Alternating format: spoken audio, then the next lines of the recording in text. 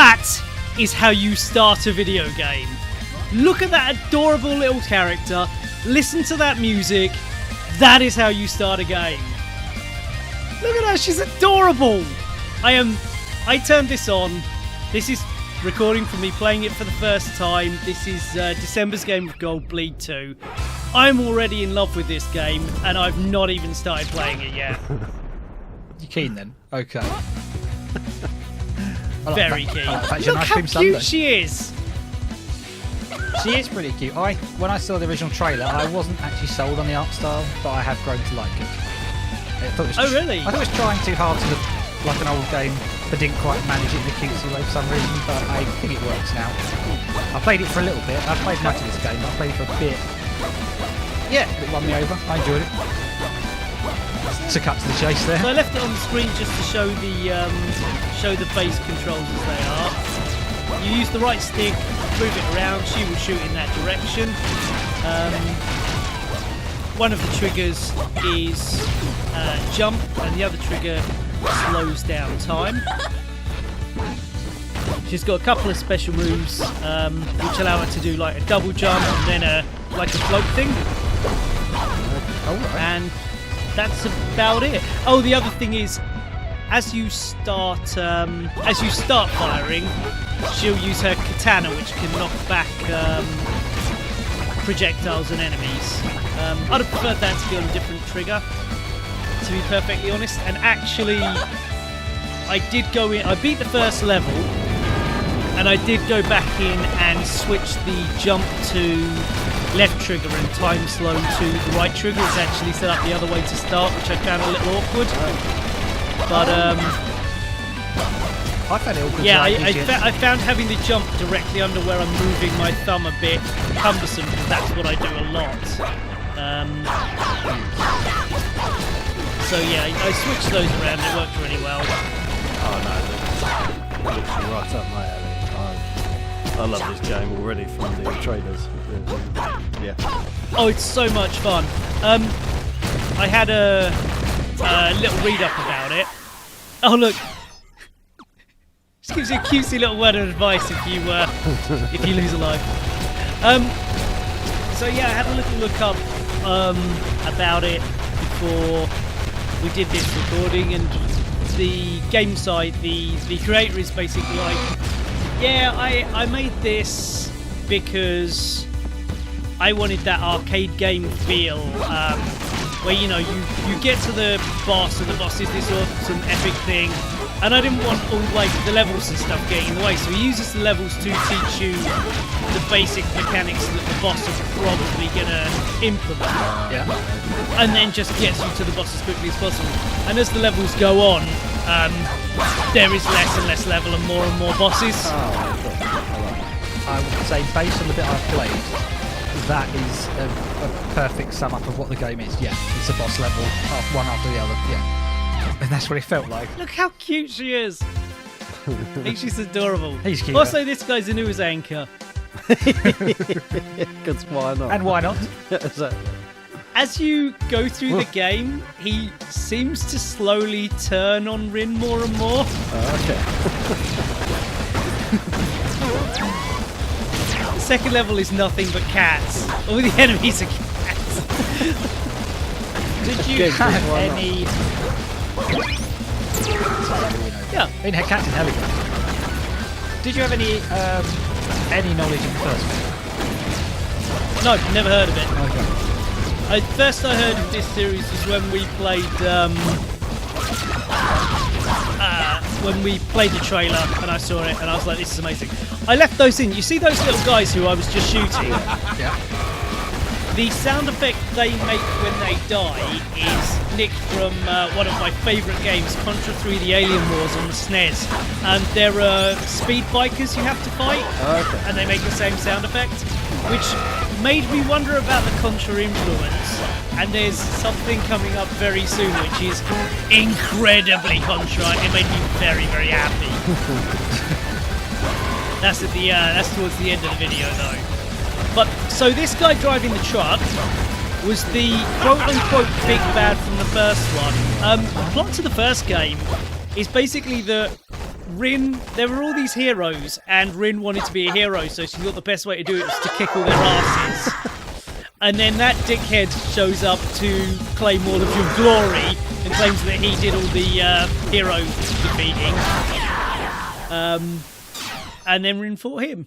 But now he appears to be an ally. Okay. No, he kept squishing edges on that truck. I love the fact that you destroy that truck and another identical one just immediately replaces it. Proper arcade. It's like, it's so video game. Yeah. I think that's why I like it. See? It's like...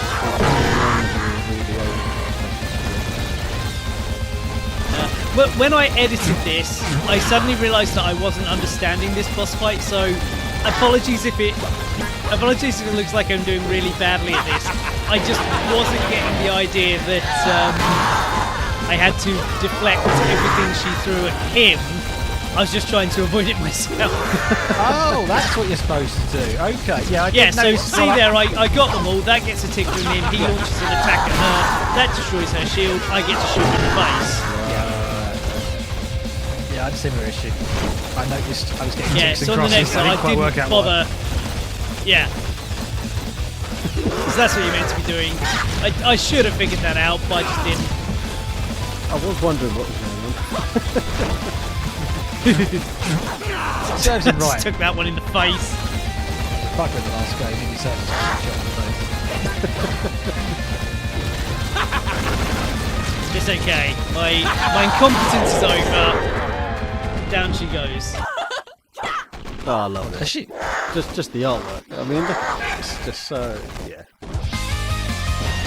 How can you not like Happy dance. Oh, absolutely. It's an absolute delight. Oh, To the clouds! It's a plane. it? Oh, brilliant. So have you? This is the story mode, right? Oh, yeah. I think there's other modes. Is that right? Did you play any of those? No, I was just playing the main mode, just to get an idea of it. This is the next boss you fight.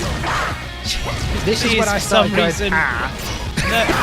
Then you fight a ninja, Yeah. who also has lightning powers. And then you fight this boss from Contra 3. If anyone remembers it. It's this is actually easier than Contra 3 because you can get yourself out of a hole. But basically, in Contra 3, there's a great big space station launching a million missiles at you. You've got to jump at them like on this, and it's if you get a crib from a game and keep it inside, have it look like this, have it have this game's music, and take from one of my favourite games of all time. I am so impressed with this game that I did actually play, this is the last boss I shot in here. I did play the next 2 levels and record all that, because I planned to play it for 5 minutes and played it for half an hour. And I've actually just restarted it on hard mode. I stuck this on normal just to get the footage. I'm like, no, I want more of a challenge. I'm really enjoying this, so let's just... How many difficulty modes is it? I think there were 4. Okay. I think there's one above hard, but I didn't want it to be ludicrous on my first proper playthrough. Is it? Oh, I think they did is it make this for you. multiplayer? But yeah, so that's what I've got to show off. And what I wanted to say was the music in this game, which is on the composer. You can find it on the guy's YouTube channel. I intend to buy it when payday hits on Thursday, but I think this goes with absolutely any game, and to prove it, I've made a montage. So far, so good. Yes. Oh, seriously, it just goes with absolutely anything, even garbage like this. I think you enjoyed that game, that delivery service game, more with this music going on. Possibly. I enjoy most things with this music going on. Well, unfortunately, we I've made it the ringtone on my phone.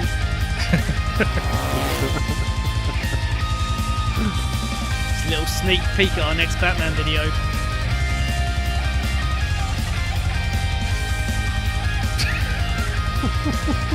Yeah, the music is adding the extra dimension this game laughed. Oh god. Oh, the game I laughed so hard at. Yes. But now it's got added music. We were here. We were here. Fridays. Possibly one of That's my the favourites. first, the end of the first one.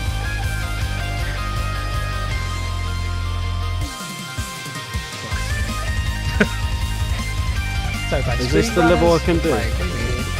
Oh yes, I love this. Origami. Yeah, love origami. Hot. Oh, I forgot what it's called.